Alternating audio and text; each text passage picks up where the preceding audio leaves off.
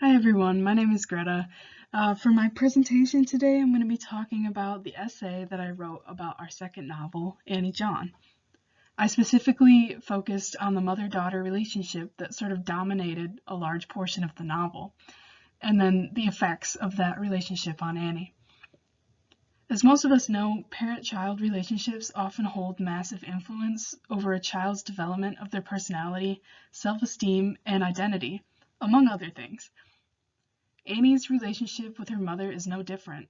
And what I did was I looked at the sort of phases of that relationship and I collected some pieces of art that I thought reflected each idea well. So let's move into the first phase. So in the beginning of the story, Annie and her mom are inseparable. They take baths and run errands together. And when she is home from school, Annie follows her mom around the house to watch everything that she does. Annie feels important when she's with her mom, loves her dearly, and knows that she's loved in return.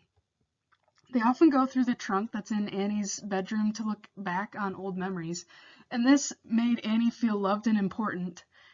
It also boosted her self-esteem, which aligns with a study that I read about that basically proved that the more often and the more positively a mother tells her daughter stories about her early childhood, the higher the daughter's self-esteem will be.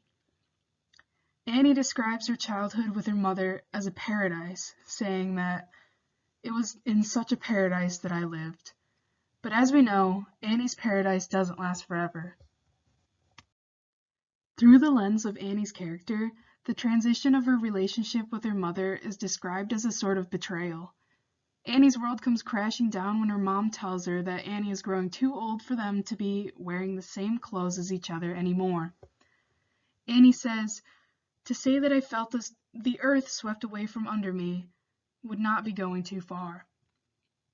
We as readers know that Annie's mom was trying to prepare her for the many cultural expectations of an adult woman, but Annie sees these changes in a negative light.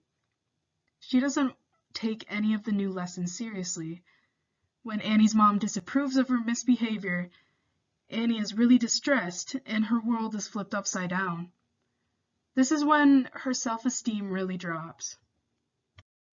So, Annie's mother's new expectations of her caused their relationship to start going south.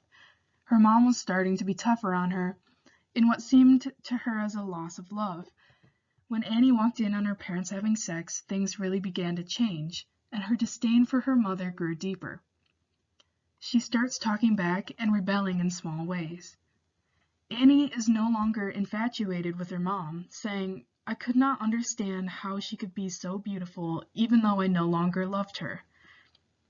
It's almost as though she saw her mother as two different people, one that she loved and one that she hated. Not only was Annie confused about her feelings towards her mom, she was also confused about her own identity. She spent her time at school trying to fit in with her new friends and hiding the fact that she was so displeased with her mom. She became friends with the red girl, who represented what Annie wanted but did not have. She wanted freedom from her mother's influence.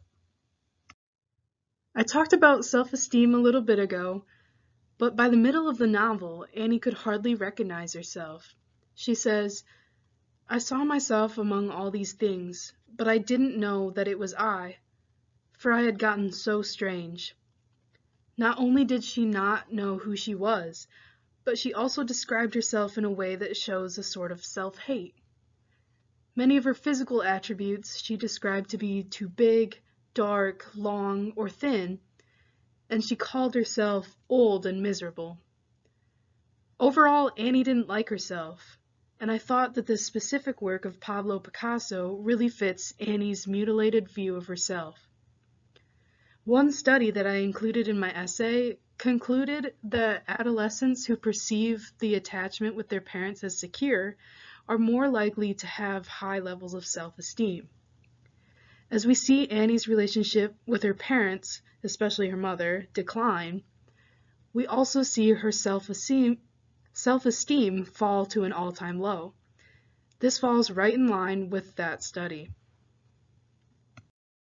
Although Annie has started spending more and more time with her friends rather than her mother, She cannot seem to escape the influence that her mom holds over her. This influence is not entirely negative, but it is extremely powerful. Annie says, "But I couldn't wish my mother dead. If my mother died, what would become of me? I couldn't imagine my life without her. Worse than that, if my mother died, I would have to die too." Annie is overwhelmed by her own inability to separate her identity from that of her mother, leading her to eventually move to England, which is something she doesn't necessarily want to do.